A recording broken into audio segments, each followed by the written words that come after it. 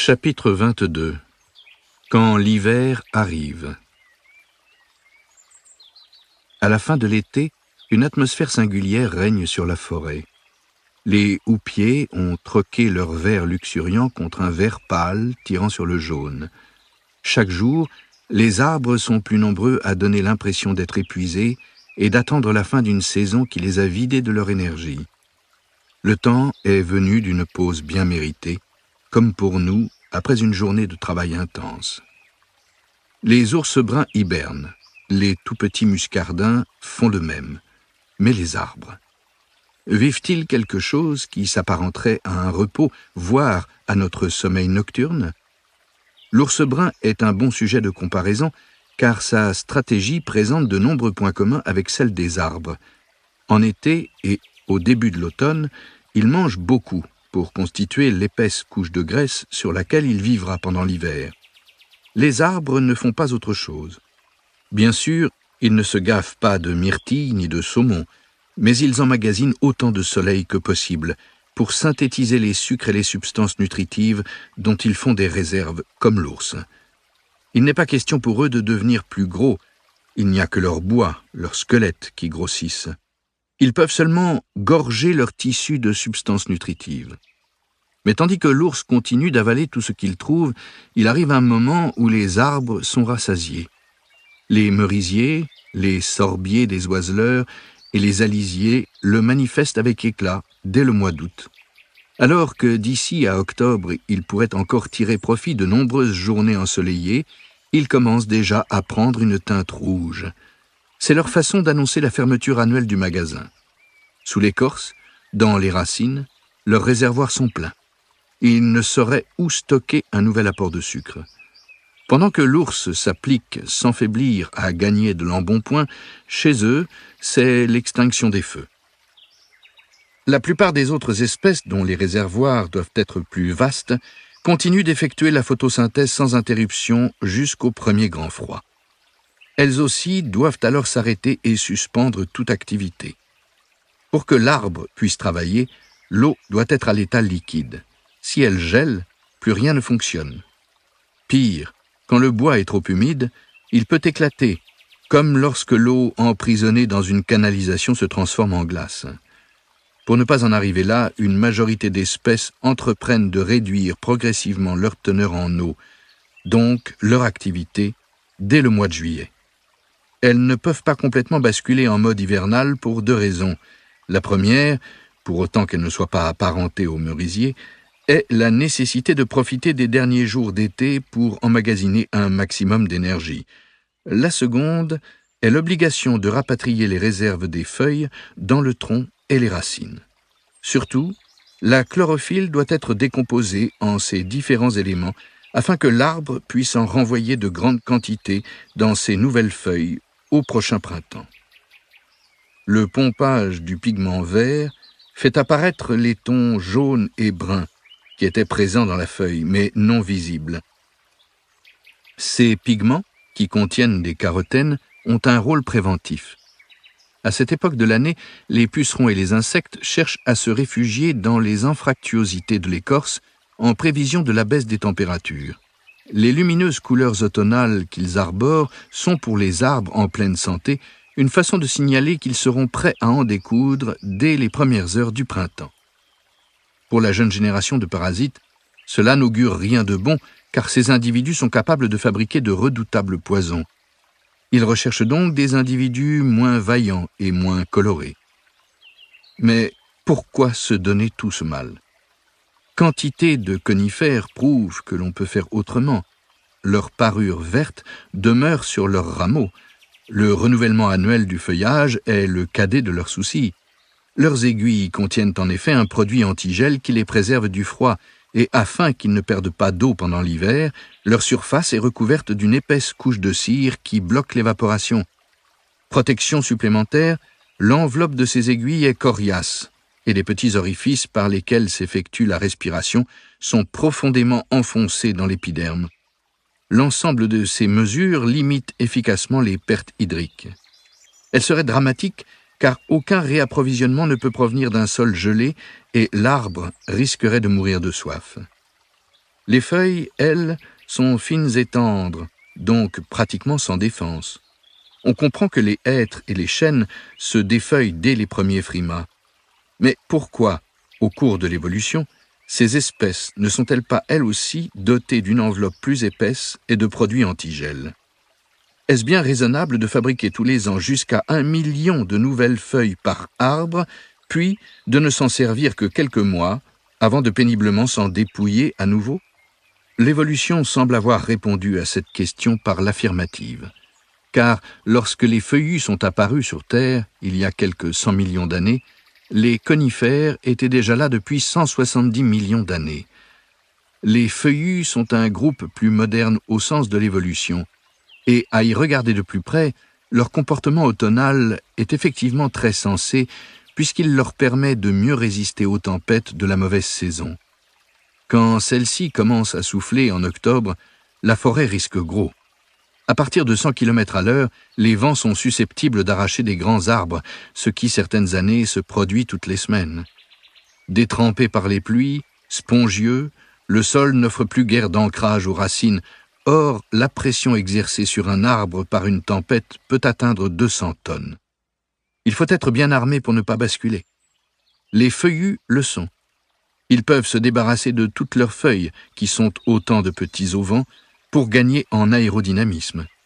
Cela représente 1200 mètres carrés de surface totale qui s'envolent et retombent en tourbillonnant sur le sol de la forêt. C'est un peu comme si un voilier avec un mât de 40 mètres de hauteur affalait la grand voile de 30 mètres sur 40. Et ce n'est pas tout. Le tronc et les branches ont un coefficient de pénétration dans l'air inférieur à celui des voitures modernes. L'ensemble de l'architecture présente en outre une flexibilité qui amortit puis répartit la pression des rafales sur l'arbre dans son entier. La combinaison de ces qualités permet aux feuillus de traverser l'hiver sans dommage. Si des tempêtes d'une intensité exceptionnelle surviennent, comme il ne s'en produit que tous les 5 à 10 ans, la solidarité communautaire prend le relais. Tous les arbres sont différents. L'histoire de chacun influe sur la morphologie du tronc, notamment sur la disposition et le déroulement des fibres de bois qui le composent. Il en résulte que si la première rafale courbe tous les arbres dans une même direction en même temps, ils se redressent à des vitesses diverses. Habituellement, ce sont les rafales suivantes qui renversent un arbre, parce qu'il subit une deuxième poussée qui le courbe un peu plus, alors qu'il est en plein balancement. Mais dans une forêt intacte, l'entraide joue à plein. Lorsque les houppiers repartent en arrière, ils se heurtent les uns les autres puisqu'ils reprennent leur place à des rythmes différents. Tandis que l'un ploie encore vers l'arrière, un autre balance déjà vers l'avant. Il s'ensuit un choc moins violent qui agit comme un frein sur les deux arbres. Quand la rafale suivante survient, ils ne se balancent quasiment plus et le compteur repart de zéro.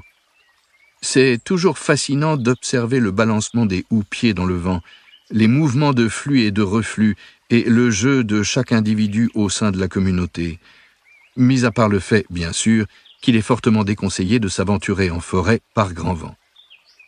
Revenons à la chute des feuilles. Tout nouvel hiver surmonté démontre la pertinence des efforts déployés chaque année par les arbres pour renouveler leur feuillage. Avec l'arrivée du froid, de multiples dangers les menacent. La neige, par exemple, est redoutable si elle s'accumule sur la ramure. Mais quand les 1200 mètres carrés de surface foliaire ont disparu, les flocons blancs n'ont que des branches nues où se poser, et il en tombe plus sur le sol qu'il n'en reste sur les arbres. La glace peut créer des dommages plus importants encore que la neige. Il y a quelques années, mon district a connu, 3 jours durant, une étonnante configuration atmosphérique. Un crachin anodin associé à des températures ambiantes légèrement inférieures à zéro. À chaque heure qui passait, mon inquiétude pour la forêt grandissait. La fine pluie verglaçante se déposait sur les branches gelées et les alourdissait à vue d'œil. Tous ces arbres habillés de glace, c'était magnifique. Mais dans les bosquets de jeunes bouleaux, les arbres ployaient à l'unisson sous le poids inhabituel, et j'en faisais déjà secrètement mon deuil. Parmi les arbres adultes, les plus touchés furent les conifères, notamment les Douglas et les épicéas, qui perdirent jusqu'aux 2/3 de leurs branches qui cassaient avec fracas. Les arbres en furent très affaiblis, et il faudra encore des dizaines d'années avant qu'ils aient retrouvé une silhouette équilibrée. Mais les jeunes bouleaux courbés m'ont surpris. Quand la glace a fondu, 95% des troncs se sont redressés. Depuis, quelques années se sont écoulées et ils ne présentent guère de séquelles apparentes. Seuls ceux qui ne se sont pas relevés sont morts. Leurs frêles troncs pourris ont fini par tomber et ils se transforment lentement en humus. La chute des feuilles est donc une mesure de préservation adaptée au climat de nos latitudes. Et accessoirement, l'occasion pour les arbres de pouvoir enfin se soulager en se libérant des substances inutiles présentes dans les feuilles. Ils s'en défont en même temps que celles-ci tombent au sol. La chute des feuilles est un processus actif. L'arbre ne doit pas être déjà au repos pour se débarrasser de son feuillage.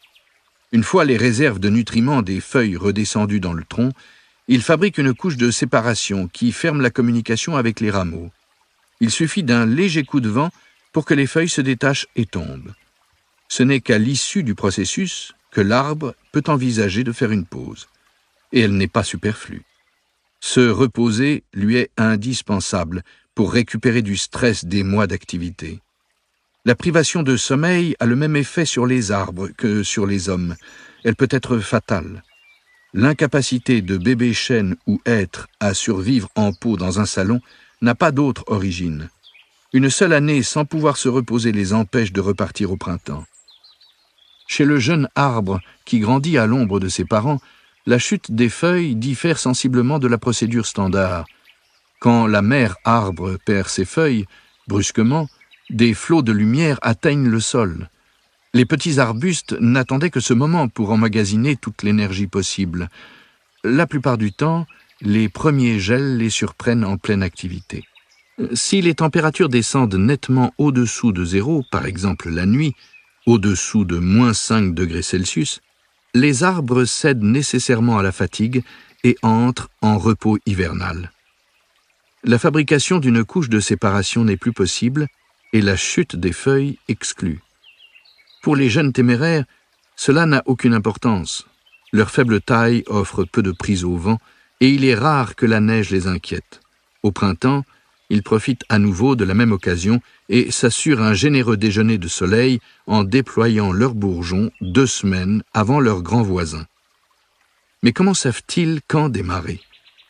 Faute de pouvoir connaître le planning de pousse des mères arbres, ils se basent sur le réchauffement des températures. Au niveau du sol, il annonce le printemps environ 2 semaines plus tôt que 30 mètres au-dessus d'eux dans les cimes. Tout là-haut, l'âpreté des vents et le froid mordant des nuits étoilées retardent l'arrivée de la belle saison.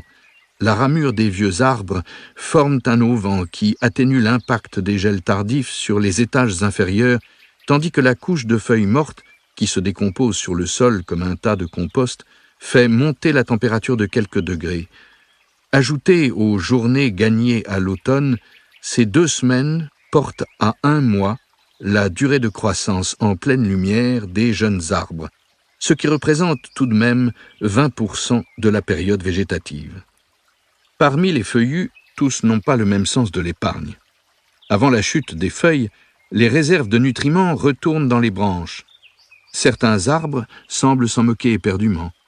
Les aulnes font le sacrifice d'un feuillage uniformément vert, comme si demain n'existait pas. Il faut dire qu'ils poussent pour la plupart dans des sols marécageux, riches en substances nutritives. Ils peuvent, plus que d'autres, s'offrir le luxe de fabriquer de la nouvelle chlorophylle tous les ans. La matière première nécessaire leur est fournie par les champignons et les bactéries qui recyclent les feuilles mortes à leurs pieds, à proximité immédiate de leurs racines. Ils peuvent également renoncer au rapatriement d'azote, car ils vivent en symbiose avec des rhizobiums qui les approvisionnent régulièrement en quantité suffisante.